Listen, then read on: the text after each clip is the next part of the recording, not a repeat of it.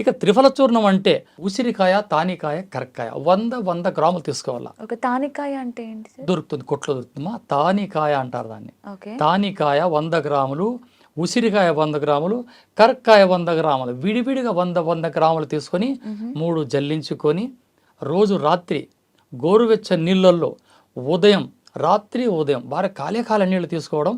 First ఒక spoon ఒక గ్లాసులో వేయడం, అర్ధ నిమ్మరసం పిండడం, వేడి నీళ్ళు అందులో పోయడం. అందులో ఏగానే ఒక రసాయనంగా మారుతుందని గోరువెచ్చగా అన్నట్టు తాగడం. ఓకే.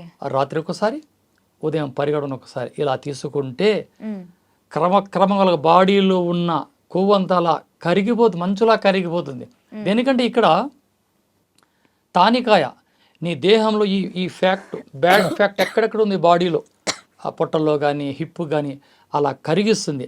ఆ కరిగించడం సహాయం చేయడానికి సిట్రిక్ యాసిడ్, ఒక నిమ్మరసం ఉంది ఇక్కడ, సిట్రిక్ యాసిడ్. ఇది బయట నుంచి రావాల్సింది బాడీలో.